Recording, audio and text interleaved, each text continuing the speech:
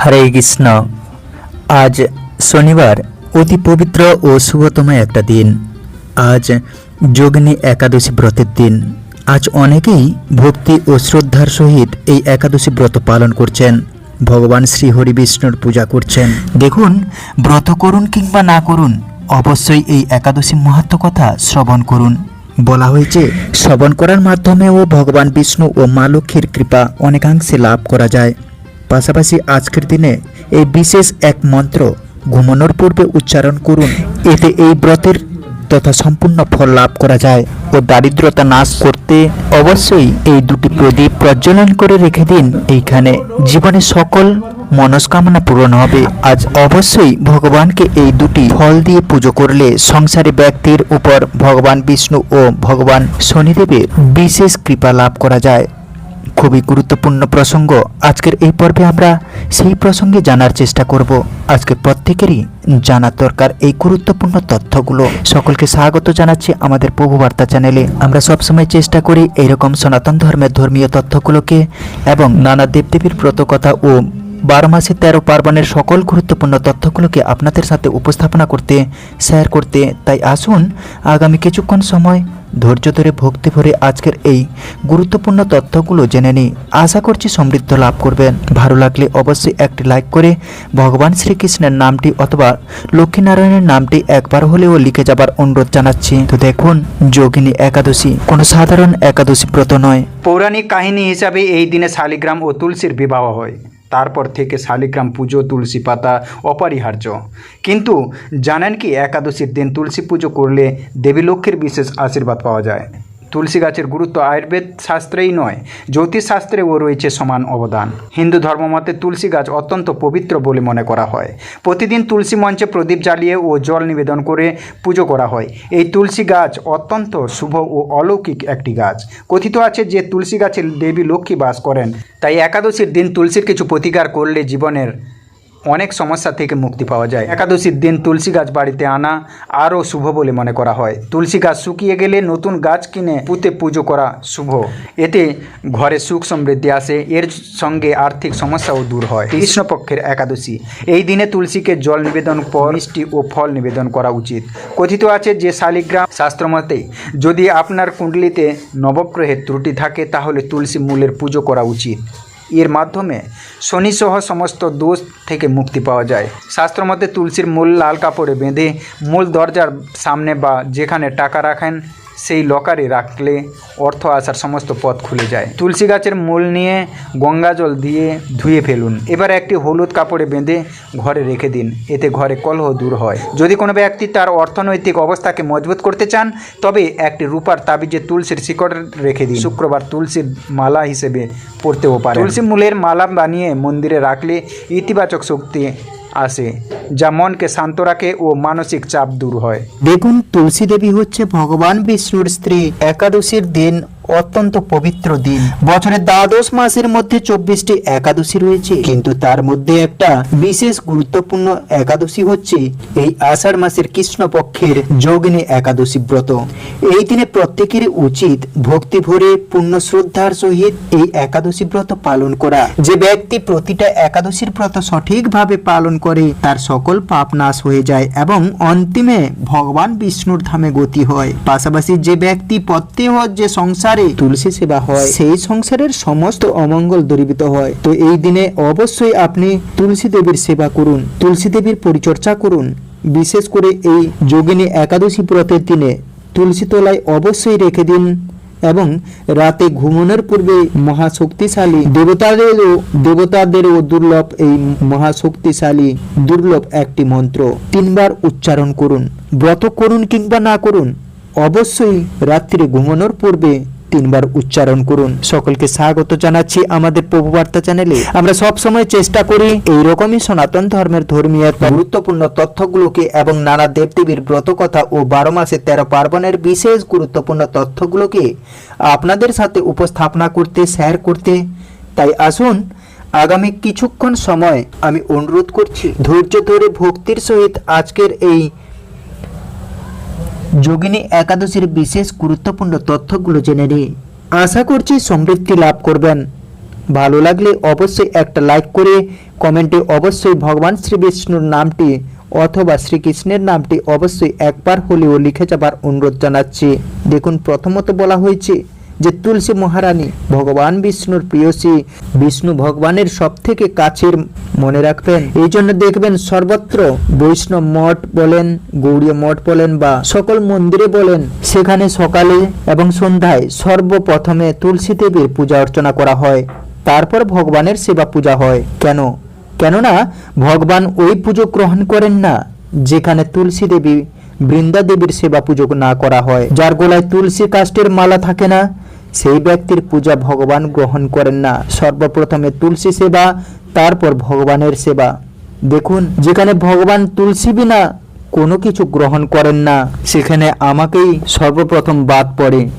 আমি যদি আমার কণ্ঠে তুলসী কাঠের মালা না থাকে, কেননা আমার অঙ্গেই তো তুলসী দেবী নেই, তাহলে কি করে ভগবান আমাকে, আমার পূজাকে গ্রহণ করবেন? তাই সবার উচিত তুলসী কাষ্ঠের মালা ধারণ করা। শাস্ত্রে বলা আছে, যে ব্যক্তি তুলসী কাঠের মালা ধারণ করে জগৎ ভ্রমণ করে, তার দুঃস্বপ্নের ভয় থাকে না, শত্রুর ভয় থাকে না, এমনকি কোনো বজ্রপাতের ভয় থাকে না। এটা স্কন্দ পুরাণের কথা। তাই প্রত্যেকেরই উচিত তুলসী কাঠের মালা ধারণ করা এবং ভগবান বিষ্ণুর 4 জন স্ত্রী, মা লক্ষ্মী, সরস্বতী, গঙ্গা এবং তুলসী, এই তুলসী দেবী, কিন্তু এদের মধ্যে শ্রেষ্ঠ হচ্ছে বা প্রাধান্য হচ্ছে এই তুলসী মহারানী, যিনি ভগবান বিষ্ণুর, ভগবান শ্রীকৃষ্ণের কাছের বৃন্দাবনবাসী, যাকে বলা হয়েছে বৃন্দাবন কাকে বলে? যেখানে তুলসী বৃক্ষের অবস্থান সেখানেই বৃন্দাবন ধাম। আর প্রত্যেক যে ব্যক্তি তুলসী দেবীকে দর্শন করে, মনে রাখবেন, সকালবেলা শয্যা ত্যাগ করে তুলসী দেবীকে দর্শন করে তারও জন্মান্তরের পাপ রাশি ভস্মীভূত হয়ে যায়। তুলসী দেবীর দর্শন মাত্রেই শুদ্ধতি লাভ করে। তাই প্রত্যেকেরই উচিত সকালবেলা ঘুম থেকে উঠেই প্রথমে সূর্য নারায়ণকে প্রণাম করবেন, তারপর তুলসী দেবীকে প্রণাম করে সকল কার্য শুরু করবেন। দেখবেন আপনার সারা দিনের মধ্যেই কোনো না কোনো একটা চমৎকার অবশ্যই হবে। বছরের শ্রেষ্ঠ একাদশী, যোগিনী একাদশী ভুল করেও এই দিন এই বস্ত্রটি পরিধান করবেন না। এতে সংসারে দুঃখ দারিদ্রতা নেমে আসে, রাজা হলেও ভিখারি হয়ে যায়। তাই আপনারা এই বস্ত্র পরিধান করবেন না। ব্রহ্মবৈবর্তনের কথা, ব্রহ্মবৈবর্ত পুরাণে আষাঢ় মাসের কৃষ্ণপক্ষের একাদশী ব্রত মাহাত্ম্য যুধিষ্ঠির শ্রীকৃষ্ণ সংবাদে বর্ণিত আছে। যুধিষ্ঠির বললেন, হে বাসুদেব, আষাঢ় মাসের কৃষ্ণপক্ষে একাদশী ব্রত মাহাত্ম্য কৃপাপূর্বক আমার কাছে বর্ণনা করুন। শ্রীকৃষ্ণ বললেন, হে মহারাজ, সকল পাপ বিনাশিনী ও মুক্তিপ্রদ এই উত্তম ব্রতের কথা বলছি, আপনি শ্রবণ করুন। আষাঢ় মাসের কৃষ্ণপক্ষিয়া একাদশী যোগিনী নামে প্রসিদ্ধ। মহাপাপ বিনাশকারী এই তিথি ভবসাগরে পতিত মানুষের উদ্ধার লাভের একমাত্র নৌকা স্বরূপ। ব্রত পালনকারীদের পক্ষে এটি সর্বশ্রেষ্ঠ ব্রত বলে প্রসিদ্ধ। এই প্রসঙ্গে আপনাকে একটি পবিত্র পৌরাণিক কাহিনী বলছি। অলকানগরে শিব ভক্ত পরায়ণ কুবের নামে এক রাজা ছিল। তিনি প্রত্যহ শিব পূজা করতেন। তার হেমমালী নামে একজন মালী ছিল। প্রতিদিন শিব পূজার জন্য মানস সরোবর থেকে এসে ফুল তুলে যক্ষরাজ কুবেরকে দিত। বিশালাক্ষী নামে হেমমালিনীর এক পরমা রূপবতী পত্নী ছিল। সে তার সুন্দরীর পত্নীর প্রতি অত্যন্ত আসক্ত ছিল।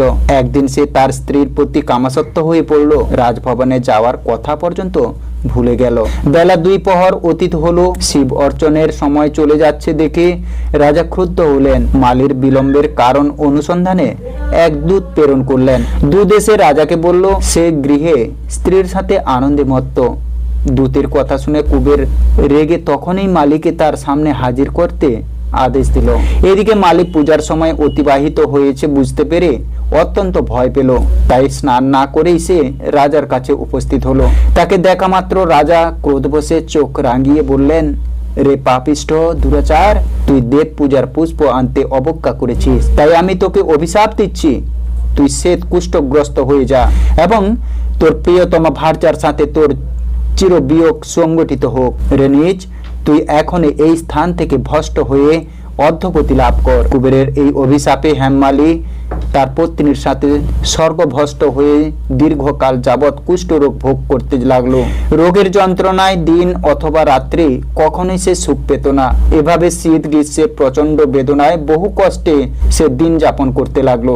কিন্তু দীর্ঘদিন মহাদেবের অর্চনের ফুল সংগ্রহের সুকৃতির ফলে সে শাপগ্রস্ত হয়েও বৈষ্ণব শ্রেষ্ঠ শিবের বিস্মরণ কখনো হয়নি। একদিন হেমমালী ভ্রমণ করতে করতে হিমালয়ে শ্রী মার্কেন্ড ঋষির আশ্রমে উপস্থিত হলো।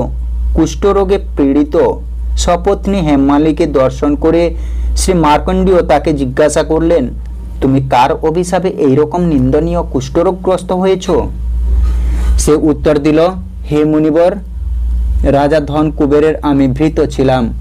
আমার নাম হেমমালী। আমি প্রত্যহ মানস সরোবর থেকে ফুল তুলে শিব পূজার জন্য রাজাকে দিতাম।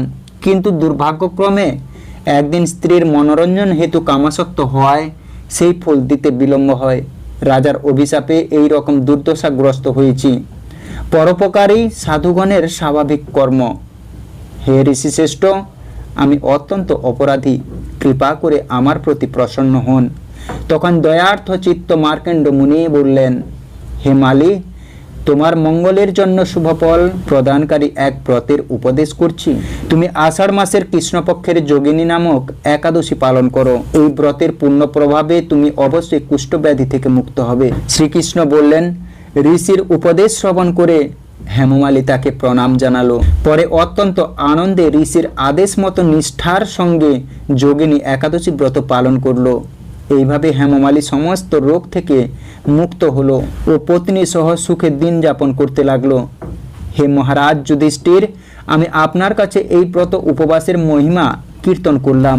এই ব্রত পালনে ৮৮,০০০ ব্রাহ্মণকে ভোজন করানোর ফল লাভ হয়। যে ব্যক্তি এই মহাপাপ বিনাশকারী ও পূর্ণ ফল প্রদায়িনী যোগিনী একাদশীর কথা পাঠ ও শ্রবণ করে সে অচিরেই সর্বপাপ থেকে মুক্ত হবে। জয় যোগিনী একাদশী। এই ছিল আজকের যোগিনী একাদশীর বিশেষ মাহাত্ম্য কথা। এখন ঘুমানোর পূর্বে যে বিশেষ একটি মন্ত্র, যে মহাপ্রভাবশালী এই মন্ত্র, সেই মন্ত্রর কথা জানবো।